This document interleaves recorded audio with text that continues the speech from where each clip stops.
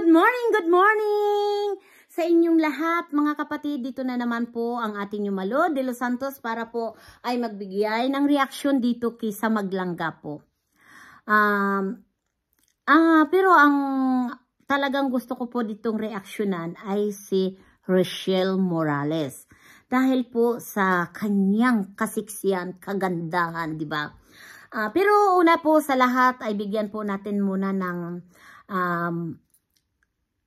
komento ang isa pong kagaya ni Kuya Bal Santos Matubang na patuloy po tumutulong sa ating mga kababayan, lalong-lalo na po dito sa Pilar, yung mga kababayan ko po na binigyan niya ng tulong at nabago po ang kanilang pamumuhay, nagkaroon sila ng maayos na bahay ay dahil po yan sa kalingap kagaya po kay Kuya Bal Santos Matubang na patuloy lang po silang tumutulong sa ating mga kababayan, di ba po mga kapatid? At suportahan po natin lagi si Kuya Bal Santos Matubang, si Kalingap Rab at sila Ate Edna Vlogs at si Kalingap Dan. Ngayon po ako ay darako na dito kay Ruel of Malalag na talagang todo suporta po talaga siya diyan kay Richelle Morales, di ba? Mga kapatid, nakita natin yung kung papaano manamit si Richelle kahit po anong isuot ni Richelle bagay sa kanya. Maglus man yan dahil yung mga tisas. Ako po talaga mga kapatid, kung ako'y magdamit, ayaw ko po yung mahigpit. Gusto ko laging maluwag sa akin dahil parang pakiramdam ko ay nakakakilos ako ng maluwag. Kaya mga kapatid, kailangan natin yung kumudo tayo sa sarili natin na kahit ano pong isuot natin ay magiging maayos ang ating katawan, lalong-lalo na po si Richelle. Diba mga kapatid, nag-trans na siya daw yung noon at ngayon talaga naman kahit ano pong isuot ni Richelle Morales bagay sa kanya.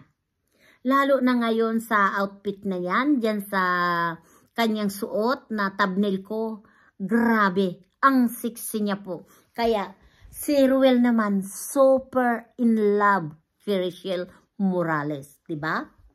Nakikita naman natin yan sa katayuan sa kalagayan ni Richelle at ni Ruel, talaga pong nagniningning, nag-uumapaw ang kanyang pagmamahal kay Richelle at nandiyan na po talaga lahat-lahat na respeto at pag-aalaga, lambing, nandiyan po napakalambing nilang dalawa.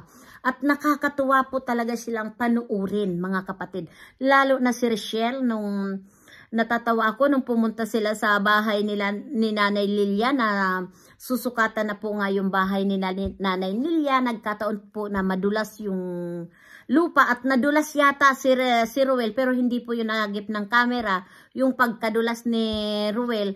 Pero nakita po yun ni Richelle at ni Lola Lilia kaya tawa po ng tawa sila. Alam niyo po si Lola Lilia nung magkasama si Richelle, grabe po ang saya niya. Alam naman ninyo si Richelle na napakalambing sa mga lola. Talagang yung pag-agik-ik niya, magalpak talaga sila. Alam niyo talaga ako ituwang-tuwa dito kay Richelle na talagang yung natural talaga siya. Very na natural talaga siya na walang pagkakunwari, walang ano. Basta siya makaagalpak.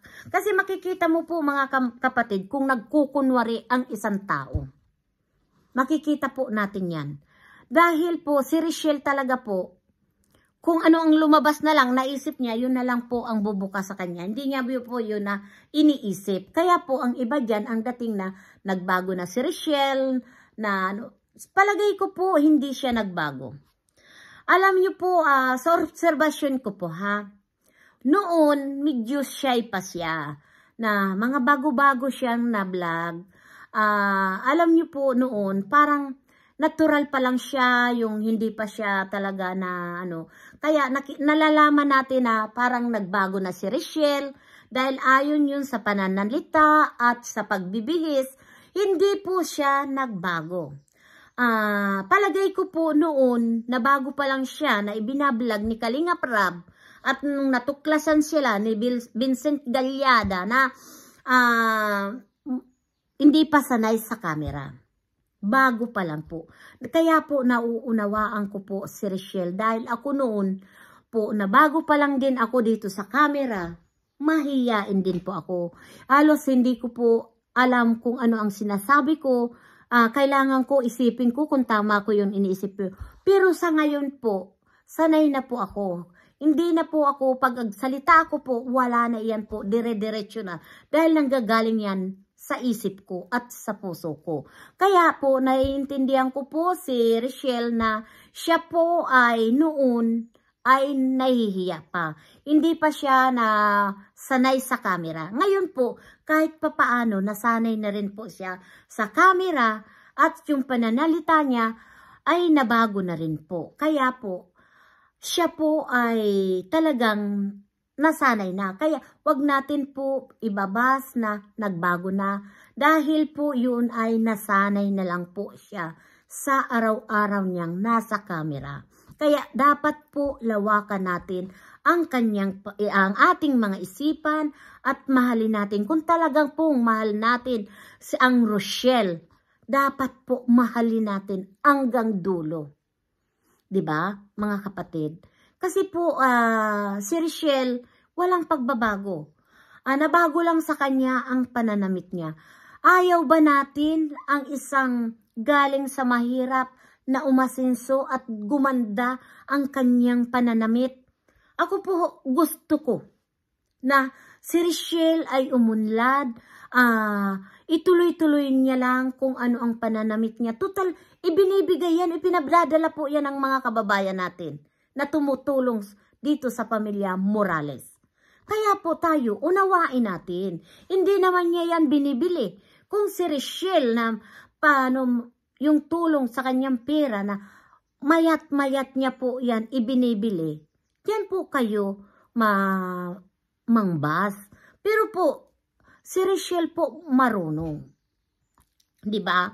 Hindi siya bili dito, bili doon. Dahil marami po sa kanyang nagbibigay na mga damit. Kaya kailangan po yun, isuot niya para naman po, hindi po ma-offend yung mga nagbibigay sa atin, di ba? Kasi ako po, ganun po ang katuwiran ko. Pag ibinigay ko, gusto ko nakikitang ginagamit mo. Dahil kung nagbigay naman tayo na nandyan lang po sa taguan, para ano po, na binigyan natin, na itinatago, yung aparador lang ang magbihis, di ba? Kaya po, wag naman tayo masyadong na kung ano man makita nyo, ibabas nyo kaagad yung tao. Wag naman po. Dahil iyon po ay pinagkaloob ng kanilang mga nagmamahal.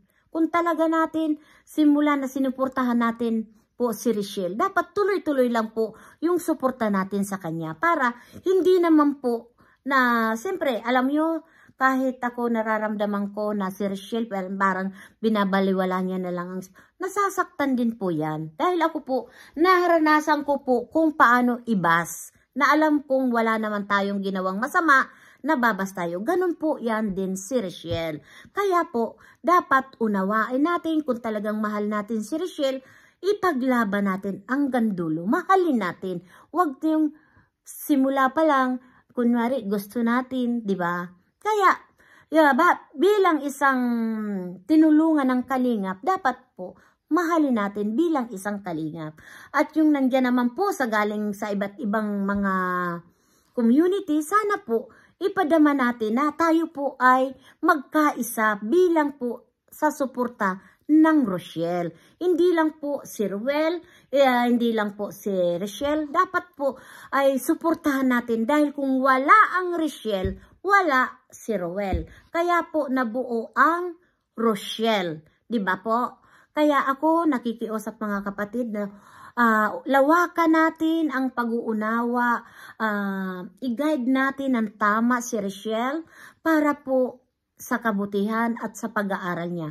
Dahil po si Richelle ay talagang napakatalino, dapat natin po suportahan, panoorin natin po ang kanyang vlog at kung nagla-live po siya, suportahan po natin. Ako po, nandyan lang ako, tinitingnan ko kasi po dahil ako po ay parang nagkaroon na ng phobia po sa mga basher. Kaya po ako nandyan sa mga live, lalo na kay Ruel, kay Richelle, nakikiramdam lang po para po makita ko kung sino po yung totoong nagsusuporta. Kaya ako, nagpapasalamat po ako talaga dito sa community ng Rochelle na talagang yung sulid. Maraming salamat po at shout out kay Ate Bini Discalyar at ito nagpadala na naman kay Ruel of Malalag na 2,500. Marami pong salamat kay Bini Discalyar sa suporta niya po kay Ruel of Malalag. Maraming salamat, paalam po sa Team Organic. Maraming salamat po sa aking Team Organic. At suportahan natin sila Kuya Bal Santos Matubang, Kalinga Prab, Ate Edna Vlog, at sa Rochelle. Maraming salamat po sa inyong lahat. Paalam, thank you, God bless you po sa aking mga viewers. We love you so much. Paalam, bye-bye!